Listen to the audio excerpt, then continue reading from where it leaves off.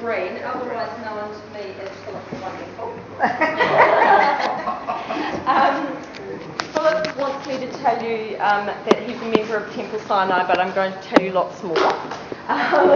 He is a member of... use the microphone? Oh. Can you hear me? Is that better? He is a member of Temple Sinai and a past president of Temple Sinai, and I understand a future president of Temple Sinai maybe.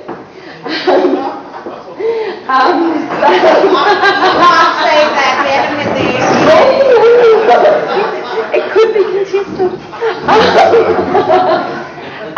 He's also a barrister, a mediator, and an arbitrator. He's an author of many texts and has recently been appointed to a UNESCO panel of mediators to help mediate international cultural disputes, which will be very interesting. And he knows a lot about ethics. Particularly, I might add that he has recently written the Code of Ethics for the Arbitrators and Mediators Institute of New Zealand. So he's going to talk to us tonight about ethics, morality, and the Torah. All yours.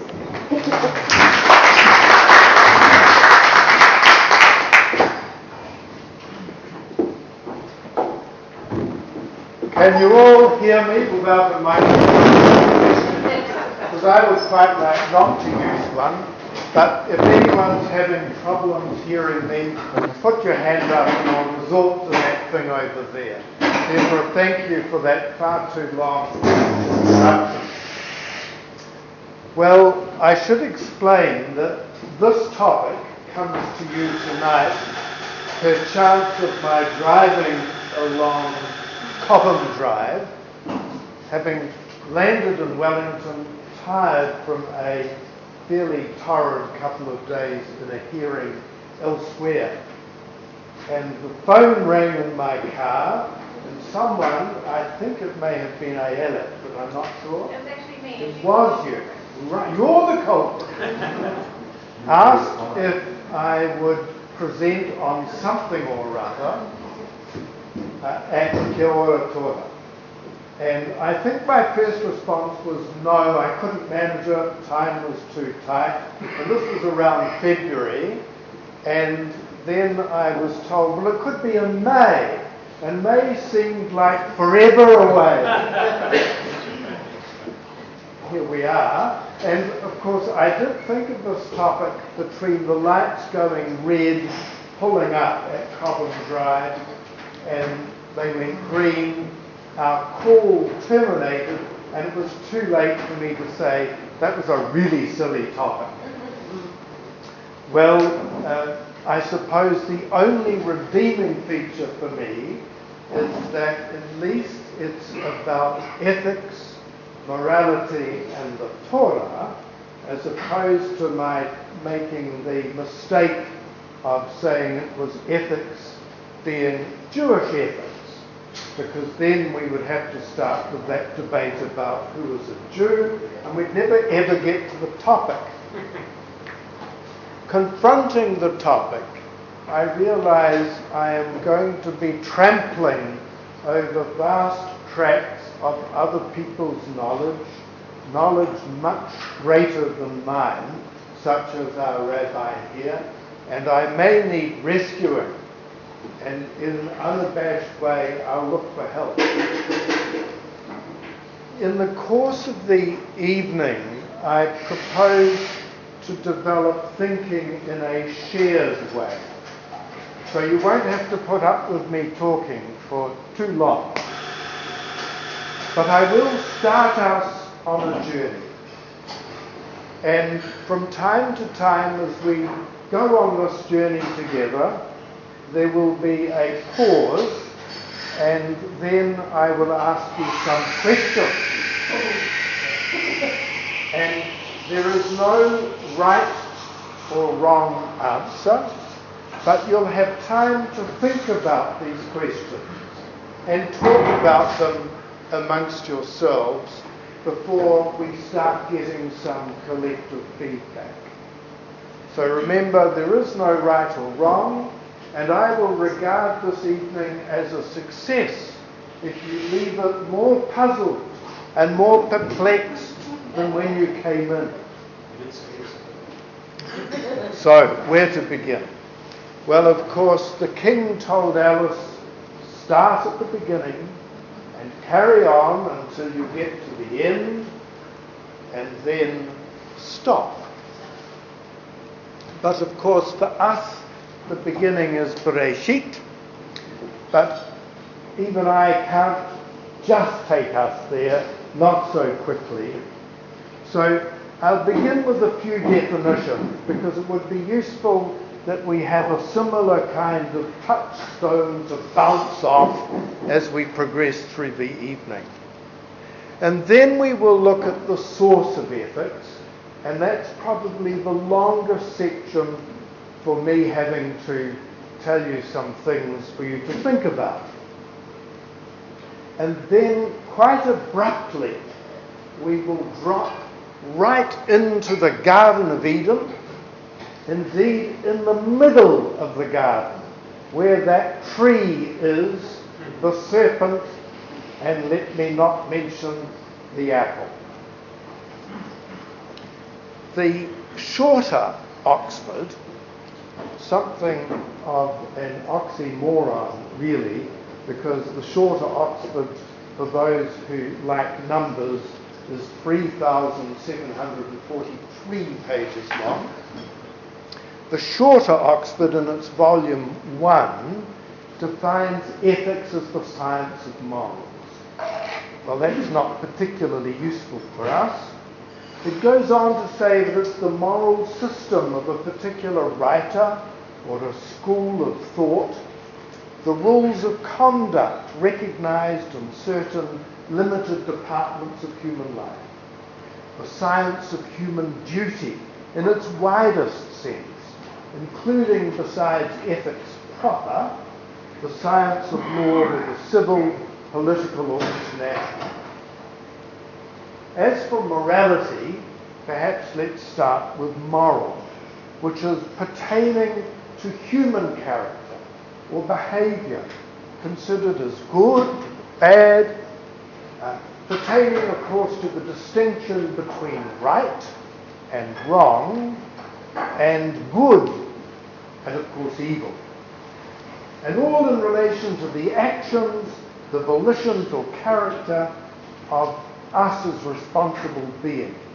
So ethical knowledge and judgments pertaining to the nature and application of these distinctions is all about morals and morality. And the dictionary quotes various people to help us understand how to use this word morality, as it is in my heading, and I'm going to rely on a little quote from J.S. Mill. The morality of an action depends on its foreseeable consequences, and I'd like you to hold on to that, because you might need it for a little later on. So I'll give it to you again. This is what Mill said.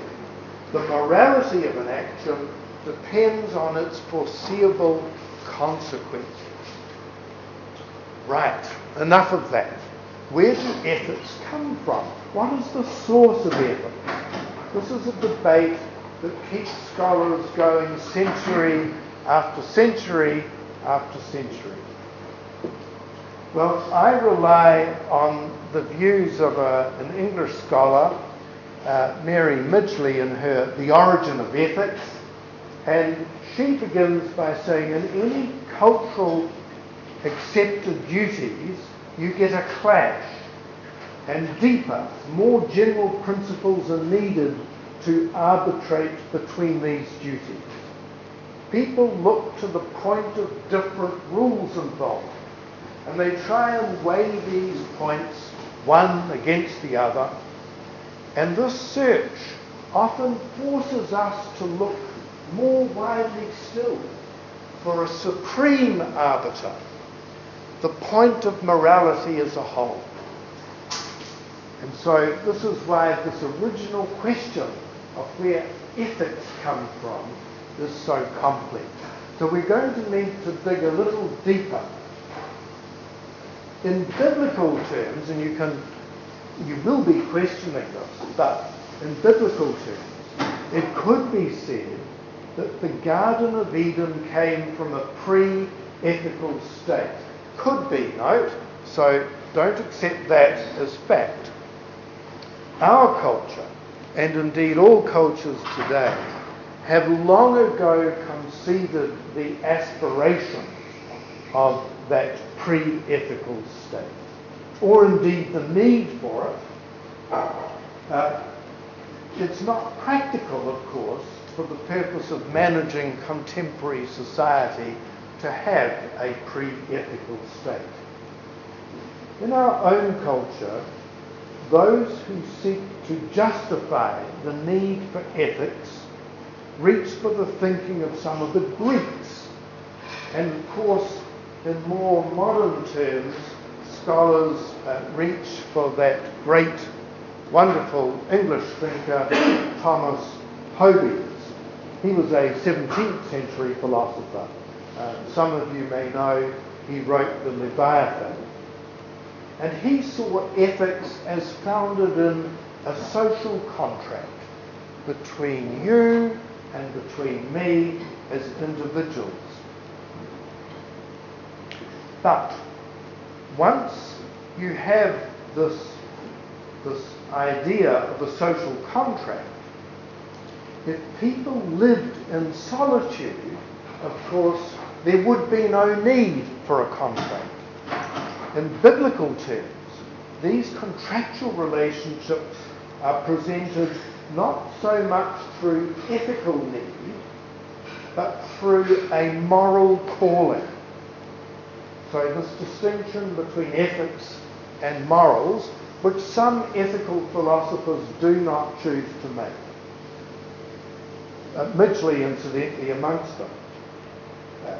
As Midgley puts it, the Bible explains morality as our necessary attempt to bring our imperfect nature in line with the will of God. Its origin myth is, of course, the fall of humankind, which has produced these imperfections in our nature, and in the way described again symbolically, says Mary Midgley, in, of course, Genesis. The social contract argument, justifying the presence and the need for ethics, is based on what she says is egoistic prudence. And that's drawn back to Thomas Hobbes. Well, it is a simpler justification, but still problematic. In fact, far too unrealistic to account for the actual complexities of ethics. She says it may be true that a society of perfectly consistent, prudent egoists, if that ever existed, would invent institutions of mutual insurance, which could, like many of those found in natural human societies, exist. But this cannot mean that morality, as it actually exists anywhere, arises only from the self-calculated self-interest. Survival itself, let alone social order, became possible only arrived at through rules of a truly reluctant bargain. We'll test that a little more as we go on. She supports some of these propositions by pointing to the obvious human defect that people in reality are not so prudent or consistent as ever to be able to function in this theoretical way. Even a moderate amount of deliberate, decent conduct actually found in human life, in our community, would not be possible if it relied solely on this prudent egoist. Most of us, at different points in our life, will act not out of some contractual need, but from a sense of justice. because of friendship, because of compassion, perhaps because of gratitude, sympathy, or family affection, and other qualities, other such qualities that are valued in many human societies, if not all. While those of a Hobie school try and dismiss these attributes as just empty names, it's hard to believe that we would invent names for non-existent motives. So, some of this egoistic theory, in an effort to further explain itself, reaches for Darwinism, a Darwinian approach. And that is that evolution for all species is, of course, governed by survival of the fittest, and it's a cutthroat competition between individuals that has us isolated into wholly egoistic social atoms. Well, you can dismiss that as well, because the fact is that for two organisms to be in competition, real competition, they both need to know that they want the same thing. Large tree, you are taking the shade and light from little tree. I'll bring you before the tree court. And there would be, if you could imagine, a discourse about the intent of the large tree shading the little tree and smothering its light. That's nonsense. The reality is that competition requires knowledge and intent. And there are very few organisms that act consciously at that level. I suppose you could argue in the animal kingdom it extends beyond us as the human species, but how far you might like to test. And of course the animal psychologists would argue that this is not about competition as much as, again, just meeting basic survival needs. About herd control and these kinds of things that organise lesser mammalian life, lesser in the sense of not being human. I want to turn to the science of ethics briefly. It was the Greek philosophers beginning in the 6th century BCE who first led the development of the philosophical science of ethics. Pythagoras, known to most of us because of his dreadful geometric theorem we all had to learn in our youth, was in fact one of the earliest of our moral philosophers, and with a belief system centred in Greek mystery religion called Orphism.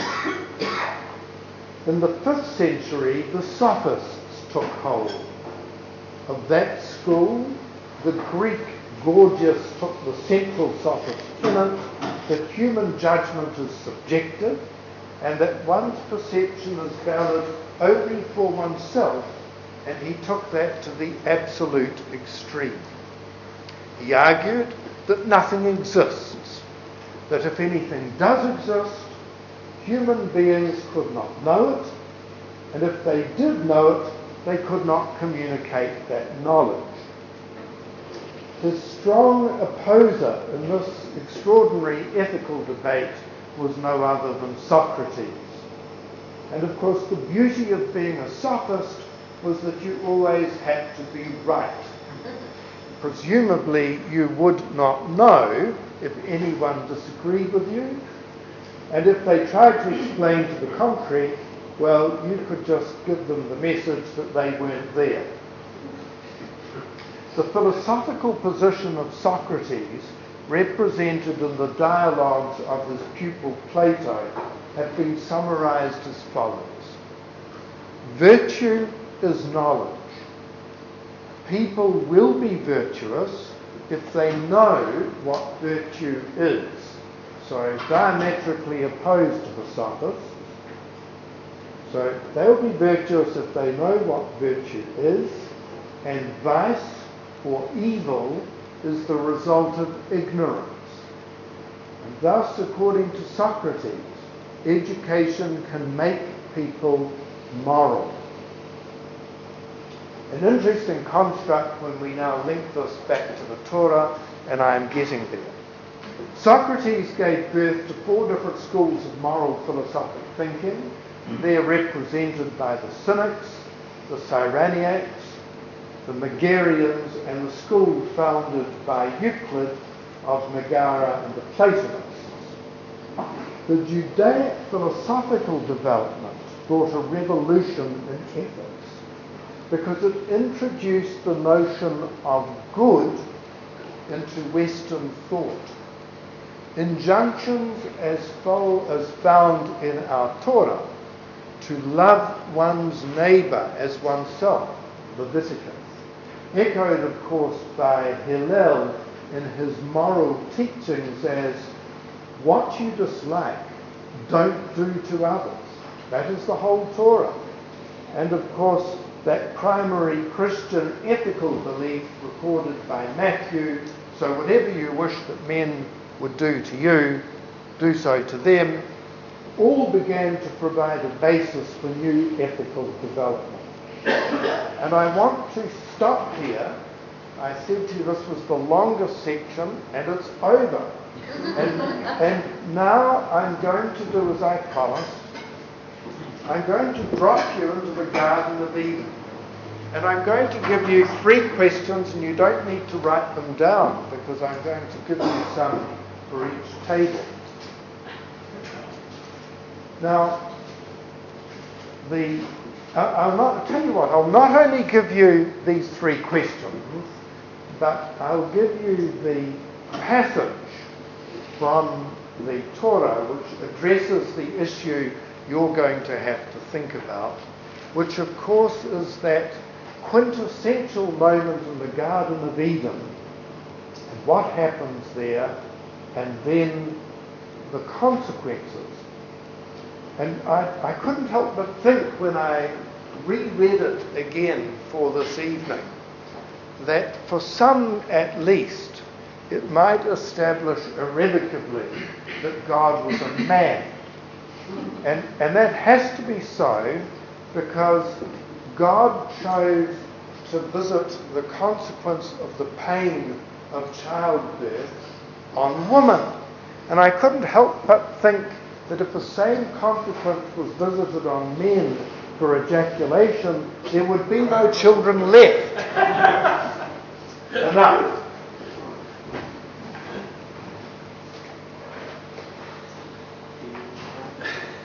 So, if I pop some of these around, so under here, under the question, you will find That's right.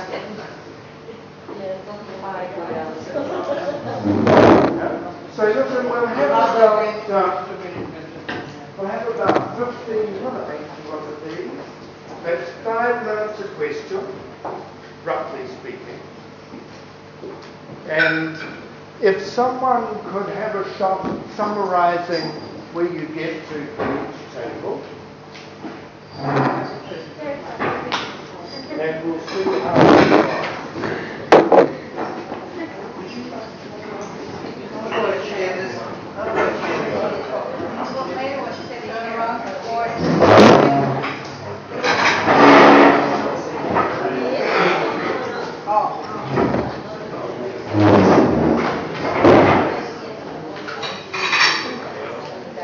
So these are the simple questions, people. These are just the simple starters for you to ponder. And give yourselves about 5 minutes once you've had a wee read and thought about it. And the other thing I should mention, I've asked Rabbi Adi if he will wander around and help you as you think about it.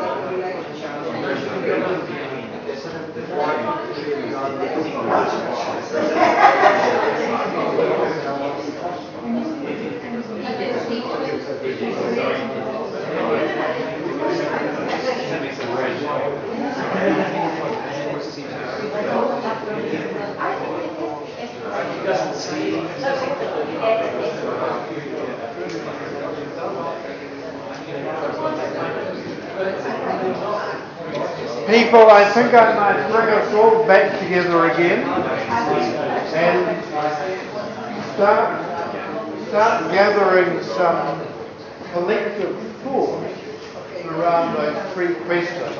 Just a point to make at the beginning, and thank you for this table here. Of course, it doesn't refer to an apple, and the thought here was probably an Israel, but it does say fruit. So which fruit is up to you? We're not going to debate which fruit, but I am interested to start getting some reflections on the answers. And anyone want to volunteer? Everybody has the same question? Everyone has the same test. But you may not have got to all three. And you don't have to give all three answers either. Who would like? I will. Nobody else wants to. So, yes. Russell had some very good argument why he can't. So, different people gave different outlooks on this first question, whether there was a need for ethics in the garden. And one idea was that women and men are joined at the hip, so to speak, and pre-apple, but later on in life, later on in history, it's changed, and women were considered different and not the same as men, not made out of the same metal as men. So that was a point that was made. The other thing was that the idea of caring for the garden implies a moral system pre-apple, and that was not in the code that we got, but if you need to care for the garden, for the world, you need to have some boundaries, you need to have some moral system to use. The third point was that was made that before Eve was made, there was only Adam on his own, and so based on the definition and the discussion that Phillip gave us, there is no need for ethics, no need for a moral system, because ethics is a social system. And if there is only Adam, then there's no need for an ethical system. Thank you for that. Who's going to be brave and perhaps develop that, or take us to a different space or place? How about at this table here? Someone? There's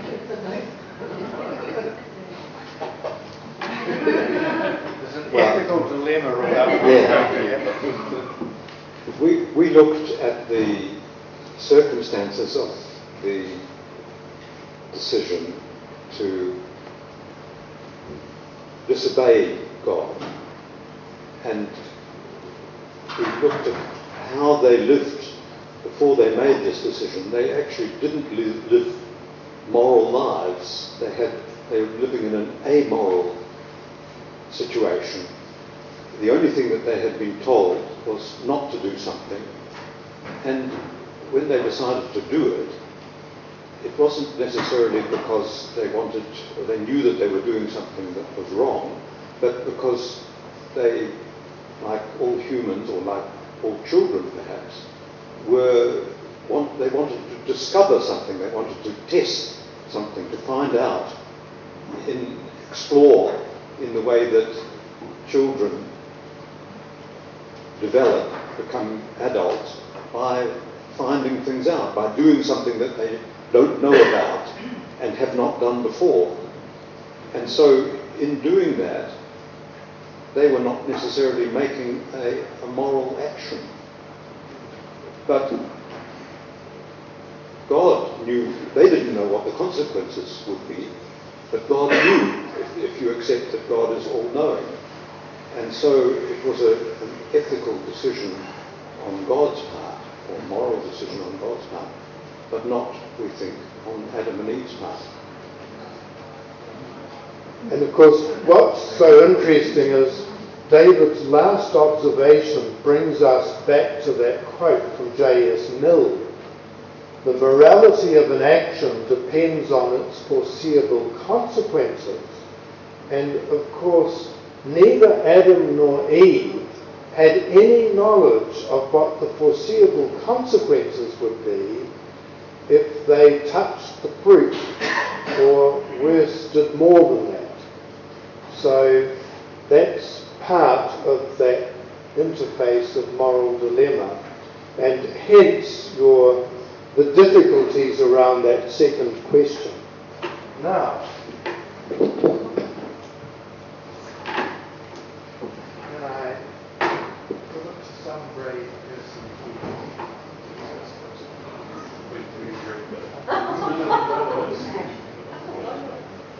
here you go.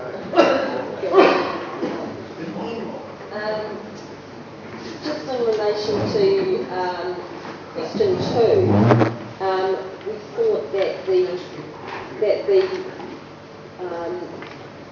the temptation in some respects was moral and ethical, because in giving this edict to Adam and Eve and then transgressing as God knew they would do, as all-knowing, he was able to then punish them in a way and give us some sort of moral and ethical guidance from that. And we thought, can I go to question 3? Yes, because that's the middle question. And the hard to understand that the punishments that were given to each of them, which were so different, could be moral and ethical, given they would never know that they were doing wrong and that there would be these terrible repercussions. And so different as well. And so different from one another. So on a personal level, it'd be like, yeah, well, there are a lot of advantages in being a chap. Although, yeah. Now, if I can, I might as well hold my hand. Nice size of Gary's table.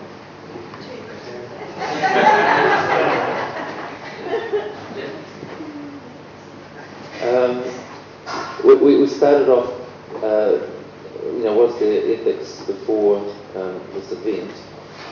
During creation, it says, Vayara Lakim Ki Tov, and God saw that it was good. So during the creation itself, it was good, Yes. as declared by God.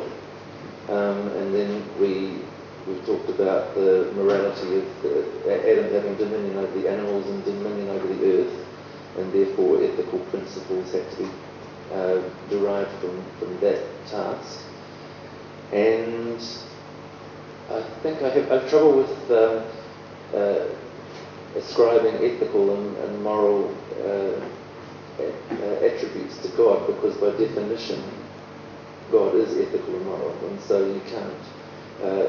I think in Judaism you can't criticise that. That's a really interesting one, and we're going to meet that head on. And it's the next step in the continuum. So a really interesting point there. Well, then leading on from that is that I feel that Judaism would challenge that quote, that there's morality only if there's consequences that you know of, because all the mitzvot that are given, hardly any of them have consequences.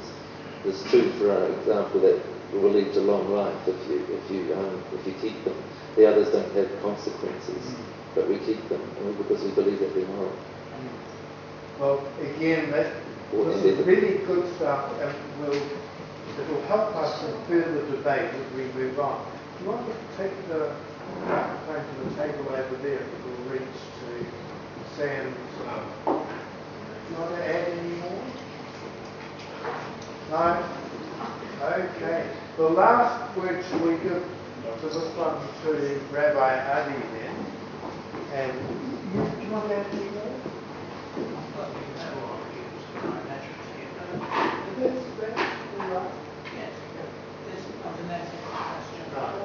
Right. Right. From this table, the position is that it being all three questions. Yes. Yes, are not ethical questions. So that's an alternate view. Addie.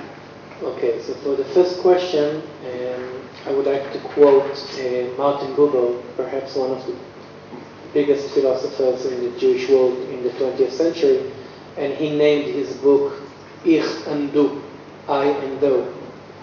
And that was the basics of having an ethical code.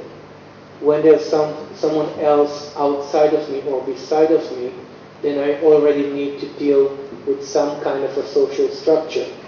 So as soon as there are a couple in the Garden of Eden, there's an immediate need for some kind of a code of behavioral. There's some kind of ethics. And as for the second question, we usually learn that Eve was a sinner because she took the forbidden fruit, because that's how we were taught to read the text. However, revolutions occur when a group of people stand up and say the common ethical code is not moral.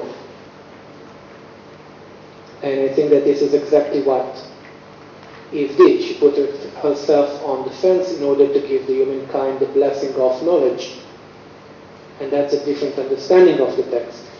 So what she did was a sin or an ethical thing to do in order to give humankind the freedom of choice. That's a question.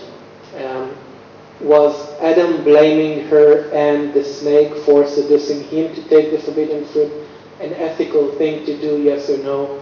That's a question. Were they punished, or were they given a lesson later on to keep their evolution going? It depends on how you read the text. You refer to it as a punishment, and you ask, is the punishment an ethical or moral thing to do? And I say that it's a lesson to keep their mental evolvement going on. In the Garden of Eden, they were given everything. Now they need to work for it. And you don't appreciate something that comes too easy. So one of the things that you need to establish ethical code is to have value for things. And then you need to prioritize your values. And ethics for me is when two values clash and you need to prioritize one above the other. Right. Well, I need to go back and explain to my children that it wasn't punishment, it was just a lesson. We had the same view that Rabbi Adi has just explained. We thought maybe not a lesson, but an opportunity.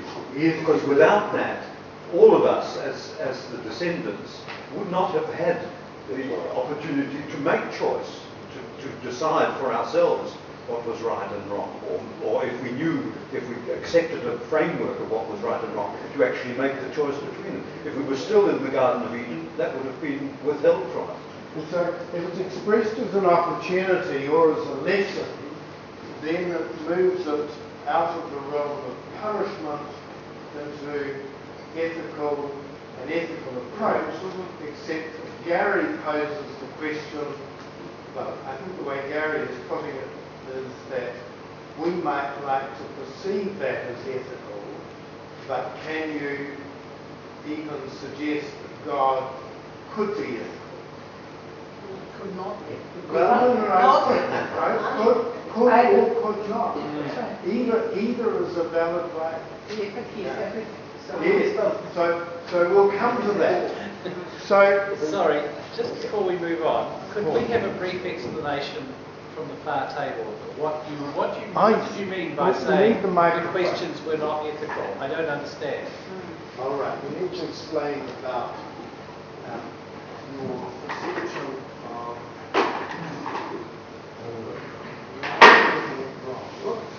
Sorry.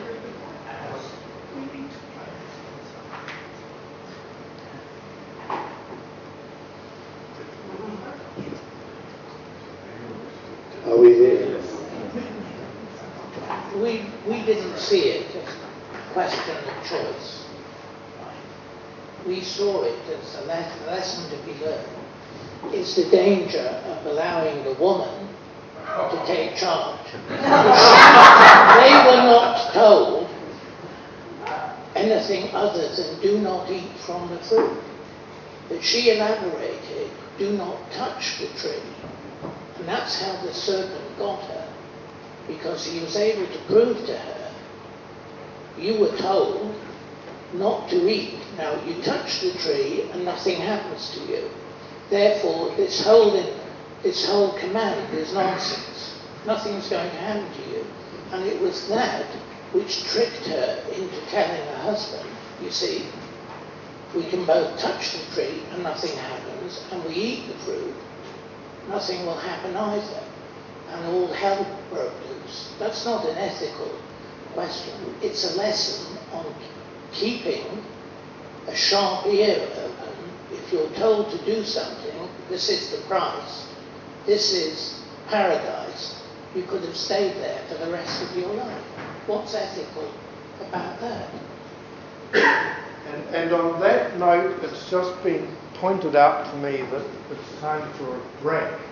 So if we resume at 5 minutes. 5 minutes? Because we started late, is that We okay? did, yeah. 5 minutes? And then we'll carry on. Thank you. Okay. So off we go.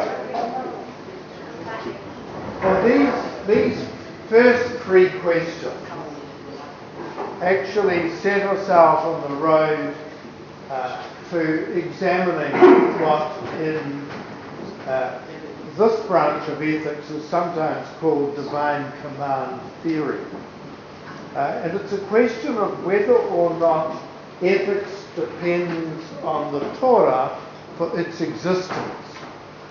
On one view of it, God created the universe and all that is in it. That's absolutely everything. And then, of course, as Gary pointed out, that includes very early on good.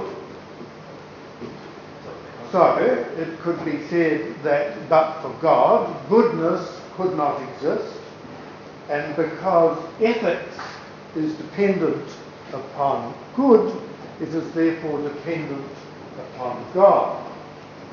The divine command theory at its strongest has it that God's will and goodness do more than just coincide, which could be taken for granted because God is always good, but rather that they are one and the same, and that to be morally good just is by definition being and following God's will. And the problem is that type of thinking is a little tautologist. It also ignores the fact that many people have beliefs that are morally good without having a corresponding belief in God or the Torah. And there are plenty of atheists and agnostics who, despite their lack of belief in either God or the Torah, nonetheless lead moral lives. Then there's a problem around sorting the different commands, and again thank you to Gary for this point, because much of what God has often taken as either commanding or proposing or saying we should follow, be it from ritual practice to Shabbat observance, does not seem to have a direct link to morality as we know it, nor does it have a consequence attached if we don't comply. Despite the importance of moral teachings in the Torah, the Pentateuch knows of no self-consciously worked out moral system. Ethics are not given some kind of distinct category from other religious or intellectual or contractual categories of human endeavour. In fact, it's not until the Middle Ages and influenced by Greek thought that a truly distinct corpus of Jewish literature arises consciously and explicitly devoted to ethics. And this very early medieval literature focuses on the nature of God and the importance that ought to be placed on ethical behaviour. It was led by that absolutely wonderful thinker Moses Maimonides of the Golden Path fame, who also wrote, for anyone who wants to read it later, Guide for the Perplexed, which is, he is of course one of our most famous thinkers of that early medieval period. Well, if we can distinguish between a morality pertaining to some of God's edicts, such as those of murder or theft, Ten Commandments kind of things, but that maybe there is a different distinction between those and other edicts, such as those around the rituals, then some of the divine command theory starts to falter. But the main objection to explaining God's will in terms of good is that it seems to infringe on God's own sovereignty and omnipotence, making God subject to some kind of moral norm. And that seems to be a contradiction that can't be met. Any such constraints on God's freedom and power is objectionable to anyone who holds that there can be no limit on whatever God's will may be. Well, I want to leave there and just perhaps move to the Torah and what is known as the pathway of the righteous. And I began with Genesis. I'm not ending, but I'm going to the other end of Deuteronomy and that passage, Tzedek, Tzedek, justice, justice, you shall follow that you may live and inherit the land which the Lord God gives to you. And Tzedek is expressed in biblical law, which comes to us both in what's known as casuistic or case law, or apodictic, which is the thou shalt or thou shalt not type form. And when sanctified as holy and for all generations, for all times, it then assumes the rule book of ethics. Obedience earns reward, and disobedience earns lessons. But it's just a footnote. Yeah, a footnote. And the translation should be justice, justice shall you pursue. Yes, that's right. And that's the core of Jewish ethics, that we should pursue justice in justful ways. Yes. And that's the ethical code and where it all starts with Judaism. Yes. What does it mean to pursue justice in justful ways? I might get you to talk more about that a little later. I picked up that difference in two versions that I was reading, so I'm grateful for that. You referred to Gary's comment saying that Tov, good, was created early on. But actually, and apologies, I don't remember if it's the fifth day or the sixth day, but at one point it is said it's very good, Tov Me'od. And the commentary said that it's actually the Ora was created on that day. It's the sixth day. Yes. It's after the creation of man. Yeah. And then, so the commentary said that it's actually not what is very good. It's not evil, but it's the challenging spirit. The Ora is actually the person who will challenge, the angel who will challenge your faith, Yes. and challenge your moral and ethics. Which fits quite nicely, I think, with those first three questions, doesn't it? Thank you. Well, the reason for following the Torah and its teachings, it is said, is quite simple, isn't it? One way leads to success, and of course the other leads to failure.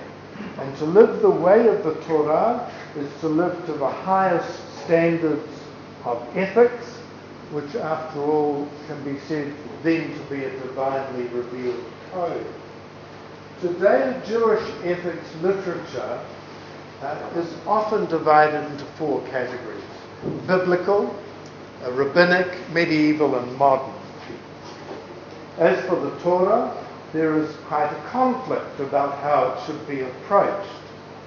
And the view I adopt is, although it is permeated with ethical concerns, it does not see the laws mandating ethical behaviour as being in any significant sense distinct from its laws governing, say, criminal matters, civil matters, or ritualistic matters.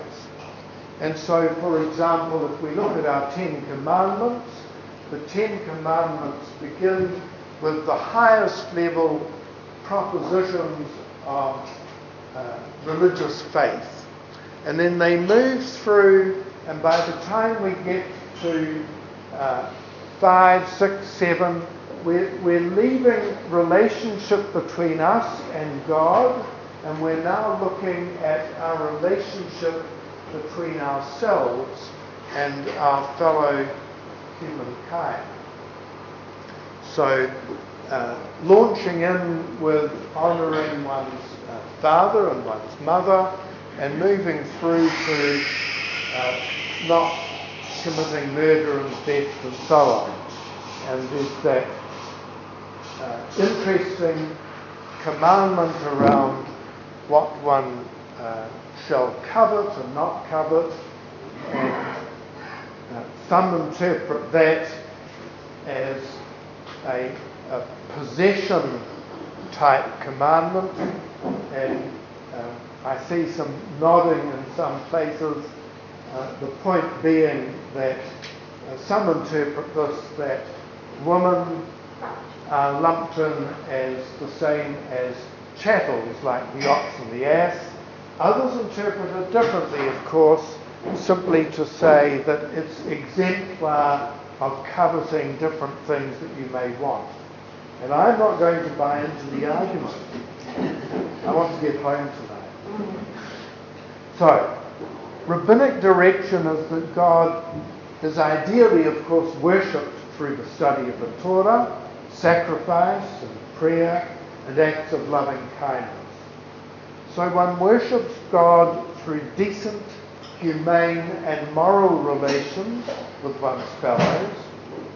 And since human beings are created in the image of God, it is obvious that one can achieve the highest level of perfection or self-realization by becoming as similar as God as possible by walking in the way of God. Well, the first 10 commandments appear in Exodus and chapter 20, as I'm sure you know, just as you'll know that many more of the laws and ordinances then follow.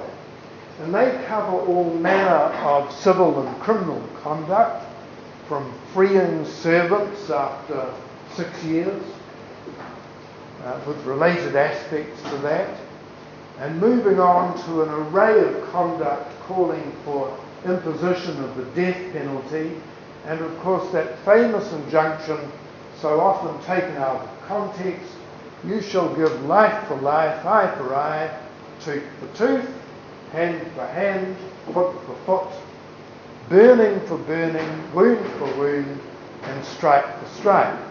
But when you read it and put it into context, I couldn't help thinking it was the early model for today's ACC legislation. So I had to get it from somewhere.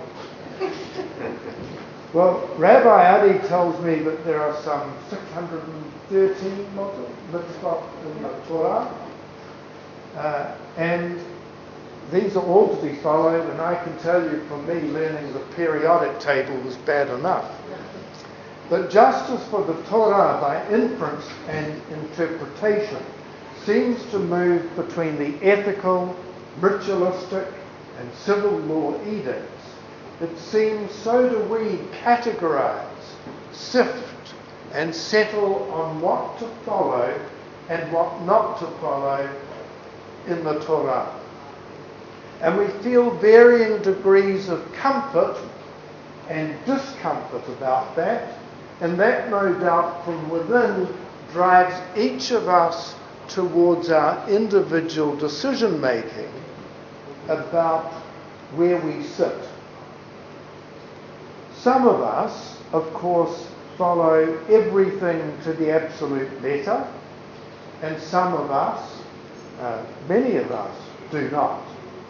And those of us who do not sit as a group on some kind of continuum, and generally without judgment about where others sit, north or south of that continuum. So now it's time for more questions. And I note the time, so I can tell you this. I did prepare too optimistically, a total of 12 questions. And I can't give them to you all tonight. So what I will do is I'll select, and they're in groups of 3. And those 3 follow the kind of thinking and journey I'm taking us on. So I'm going to give you the next 3. But before we finish, I'll give you the other 2 sets to take home. And I hope you enjoy them and ponder them, and that they perhaps lead to further discussion. So now I'll get you the next set.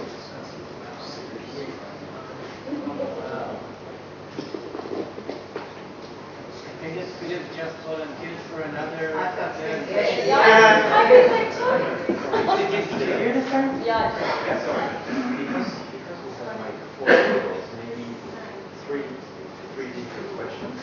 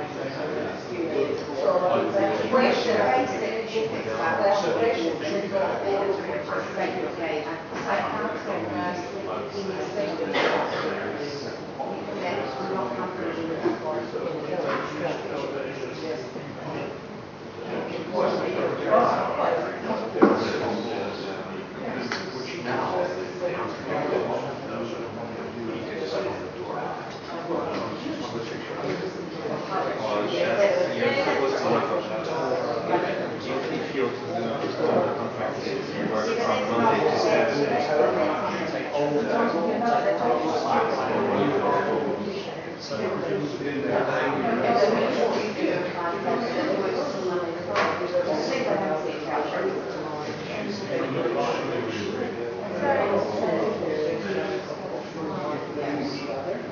that outside of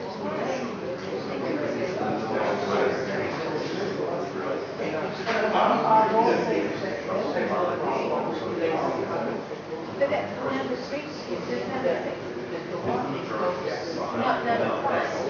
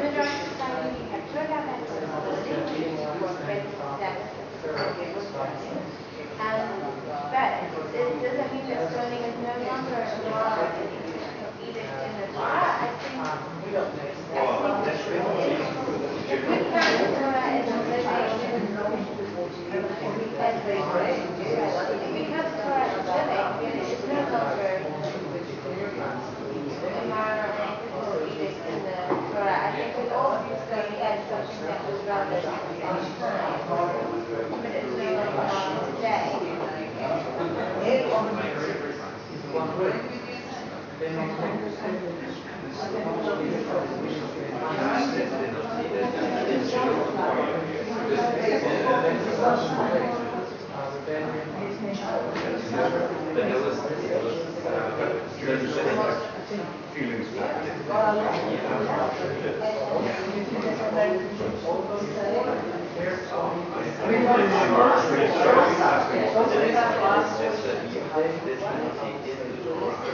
But at the same time, it said they are so hard that the conditions are, they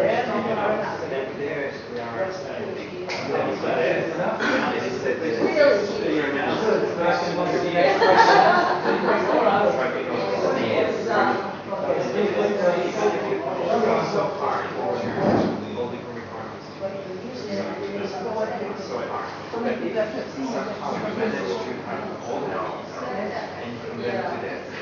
It is said of God that the triangles will be perfect because it is so hard. Blood on the hand. Yeah, because it is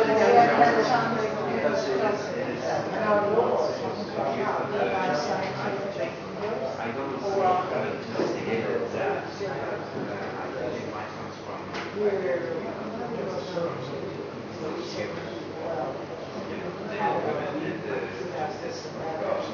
some points has the right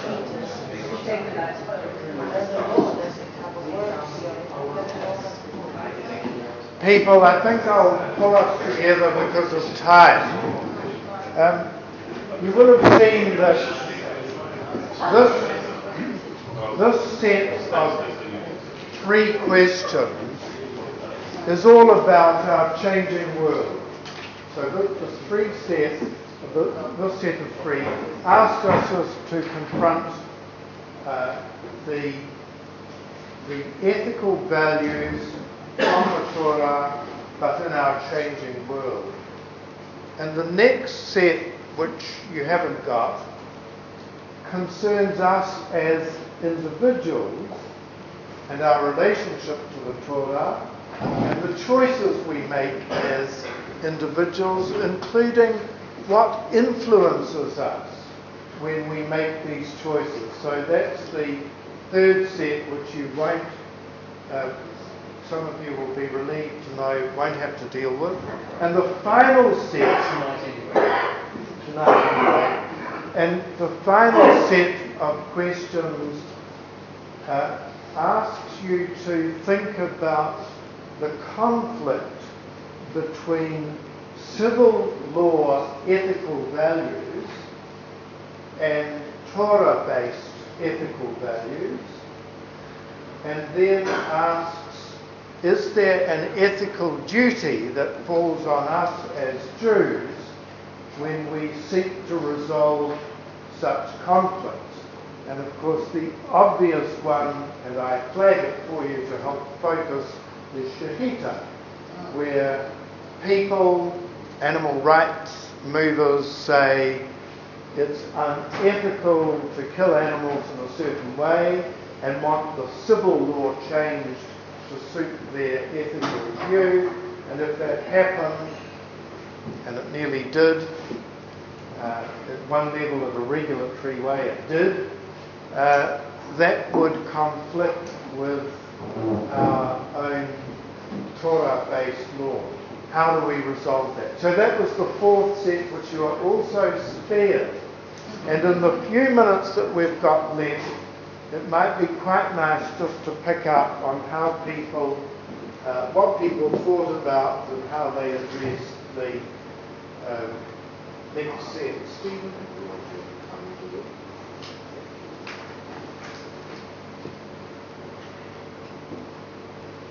The way I see it, I think if you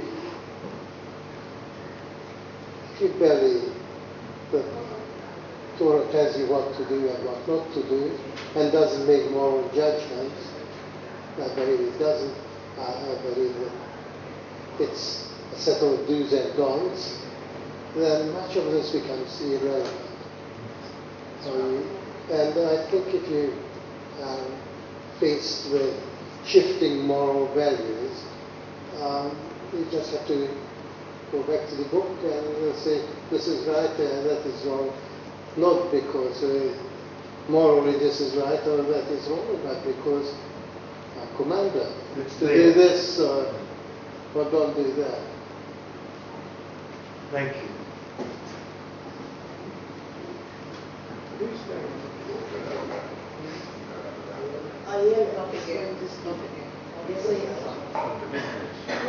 We actually haven't been able to come to a conclusion about much of anything. That's all right.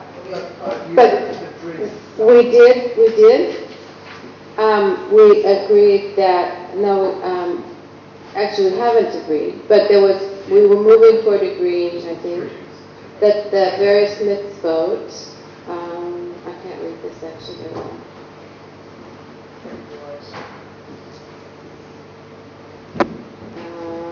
Should they all be treated equal?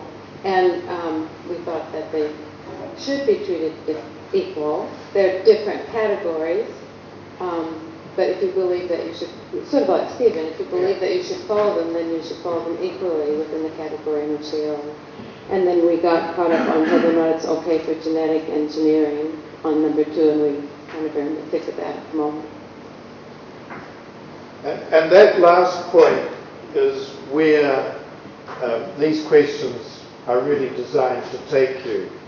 So the first question just sets the framework, and then the second and third questions get you to dig a little bit deeper about the application of the Torah ethical values to our changing world. So question 5, if you think about that in terms of genetic engineering, are the principles, and the use of the word principles is there in a deliberative way, are the principles that are in the Torah sufficient then to meet these new issues like genetic engineering, as opposed to some new statement around it, or do we need to look beyond the Torah? So that's just an example of how that question can be put to work. Anyone want to add anything? I was just reading a book recently called The Immortal Life of Henrietta Lacks, and she was the original donor for the HeLa cells, which are used in tissue culture. And as a result of what happened to her, in the process of using her cells, there were 3 Jewish doctors who refused to carry out certain practices, and as a result of so they objected, and they actually resigned their positions in the hospital where they were working, and they contested what was happening there in the courts, and as a result the issue of informed consent became an acknowledged concept and is used nowadays. Thank you.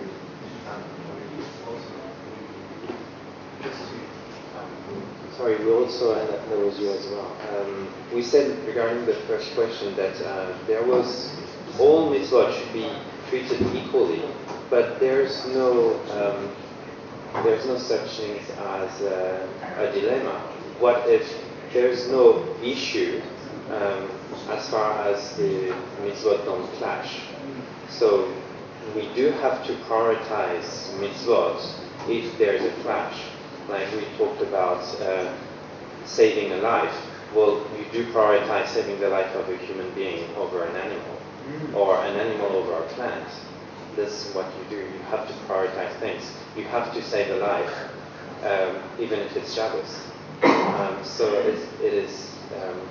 So that's the value that we have to exercise, the value judgment, and I think how we resolve the potential conflict. Yeah, and was it the intention of the Torah and of God's intention? I guess so, because I'm sure He expected we would save the life of a boy rather than the plant, in an earthquake or something like that.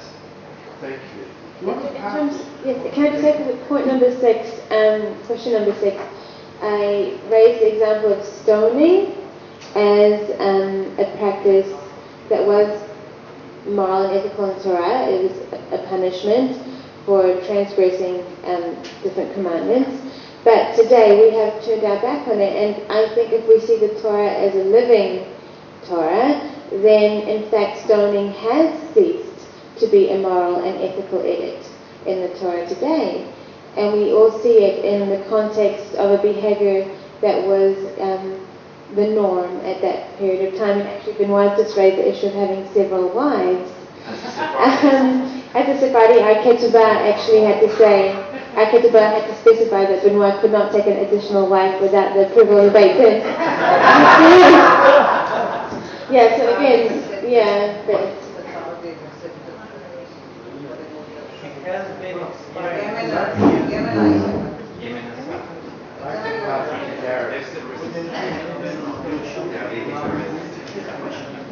I think firstly the thing about the capital punishment is that in the Torah, when it talks about capital punishment, I think the person deserves to die.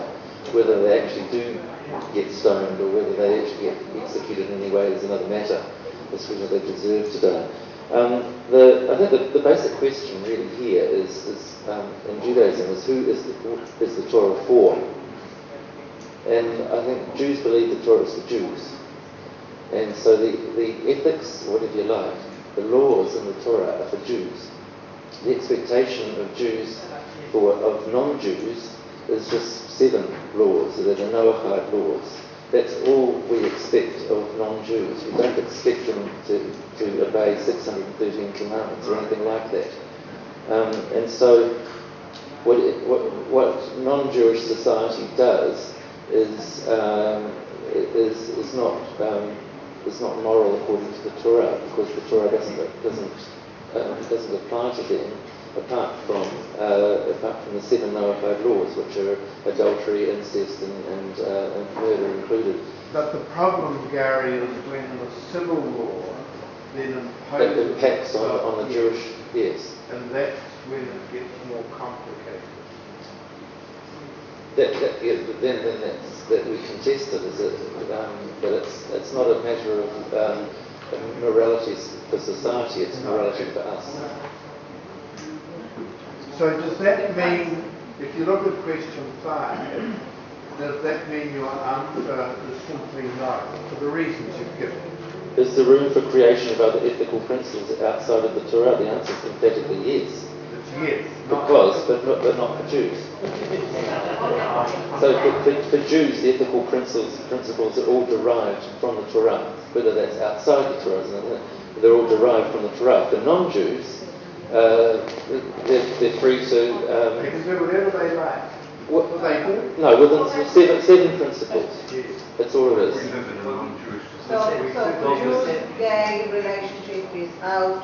We added that you have the laws. That's what you mean by relationship. You did it, and you have to respect as a Sexual Jew. relationship. Yes.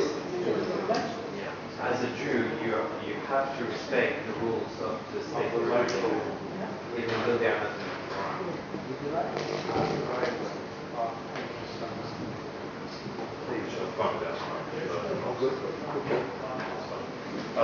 We probably digressed a little bit from you, Gary, where we believe that there are principles outside of the Torah, but the answers probably can be derived from the Torah. That's the difference. There may be new Torahs such as genetic engineering, but the principles we would solve them by would be the principles of the Torah. And now with question 6, we were very aware that morality and ethics are very much based on their context, the time and the society that they live in. And that creates a problem for us because society moves around, but our rules are steadfast, and they're interpreted each generation to see that we're in line with what's in the Torah, with what's happening in society. And the rabbi had 3 footnotes, which he's now going to explain to us. No, not the 3 footnotes, but... You've got more? I Okay, we will end with the Havdalah soon. No, with Kabbalat Shabbat. No, just to address the topic between civil law and divine law, or the Torah law. First of all, the laws of the Torah, we have the notion in Judaism of Dor Dor v'Dorshav, Dor Dor v'Mefarshav. Each generation and its own commentaries and its own judges that applies the law. And I think that there's a very deep understanding in the Jewish world that each generation comes with a different toolbox to commentate on the text. And each generation needs to make the text relevant for its own life. 50 years ago, no one would have asked the rabbi, when a Jewish astronaut goes to space on Shabbat, when does he perform Kabbalat Shabbat? Okay, there was no need for it. 200 years ago, there was no need to ask the question, can I drive a car on Shabbat or not? The question was, can my horse or my ox or my donkey carry the carriage? And the answer, according to the Ten Commandments, is no, because the donkey is entitled for a Shabbat for rest just like you. And no one needed to address technology. Or even if we're talking about euthanasia or IVF or things like that today, it was not part of the discussion until a few years ago. But it is now. And if we're trying to find guidelines in the text, then the Jewish text, the divine law, as Phillip described it before, is the textural pillar of our culture or of our faith. There are certain mitzvot that didn't change in time because there was no need to change them. They stayed as they are, in spite of the changes, the social changes and other changes around.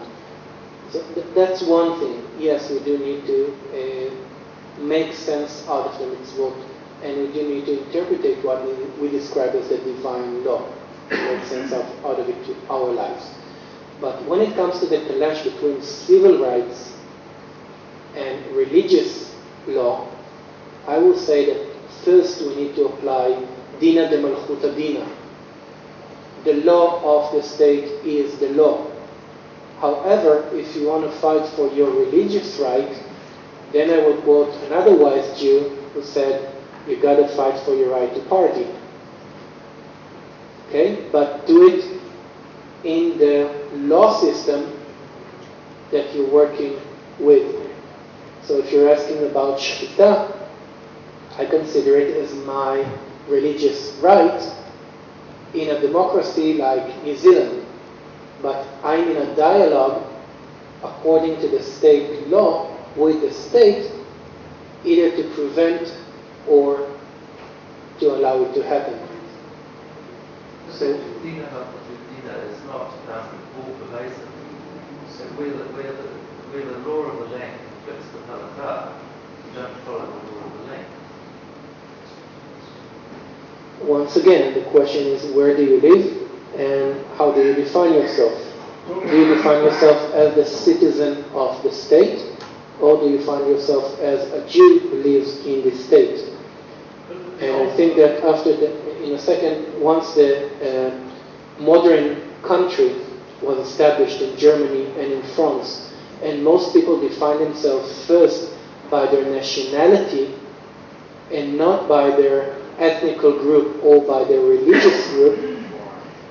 Pardon? And before that, there was Napoleon, so in France. And before Dina de Malchuta Dina, so there was this Napoleon summoned the council to discuss this. And before they came to this conclusion, Jews were a people among people. Yep. They've never been considered as French citizens. Never. This is why I said after the establishment of the modern state.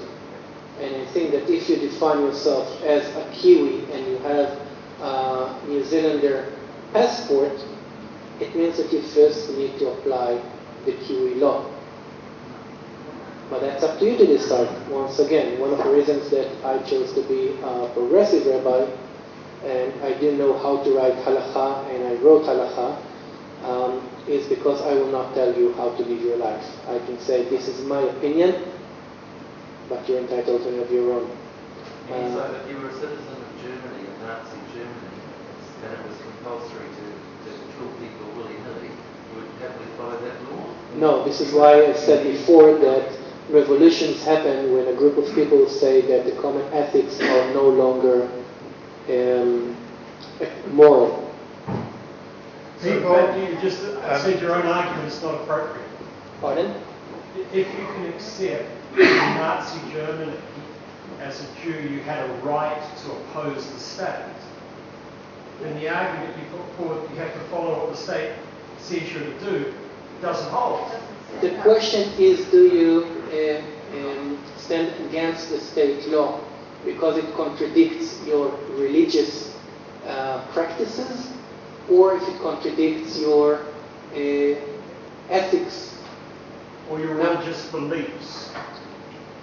The fact that I believe that there is a God above has nothing to do with ethics. The fact that we drive on the right side or on the left side of the road has nothing to do with ethics. The question, does a woman have a right for an abortion because she decided that she wants to have an abortion, has a lot to do with my religious perspective and my ethical perspective. However, once again, on that I will say, as it was said before, when two values clashes together, I need to prioritize. And this is when I will say, with all due respect to me as a religious person, my religious approach should not interfere with her human rights. But I'm sorry, Rabbi, you are choosing examples which lead to contradictions. There are a whole range of possibilities here. And the Nazis is the far, far extreme. And at the other extreme is something that I can't even think how trivial you could be. What you're dealing with is a whole lot of the issues beyond that far extremes. I think I don't have any problem with virtually all of these you've said. But what I do have an issue with is if you're going to say that the Nazi state made the laws, therefore we as Jews have to agree with them and follow them, that's where I have problems. But I don't think that's what you were saying. No, that's not what I said. What I said is that when you need to put your deeds where your mouth is, then you're a Jew, perhaps by your faith, by your religion, by your peoplehood, but you're a Kiwi by your nationality. And I think that once you've chosen that your nationality will be Kiwi, that's the rules that applies on you. If you want to live in a Jewish state, there's a Jewish state. You can make an aware choice and move and live with it, in it. If I will choose to live my life in Belgium, I will obey the Belgian law. No one is holding me in chains to live in this country or the other. People, can I just say this? I'm going to call a stop. Unfortunately, can I tell you that the question we're debating is in fact in the last set of questions. and was asked under Napoleon and not under the Nazi Germany. It's a pity to have to stop. It's 9:15 and I have undertaken to be somewhere else by 9:30 and I'm going to be challenged to do that. Can I thank you for your wonderful contributions and attention, and maybe there will be another occasion to look at some of the other questions, but I hope, can I just say for my part, I've learned a lot from all of you and I'm grateful for that. Thank you.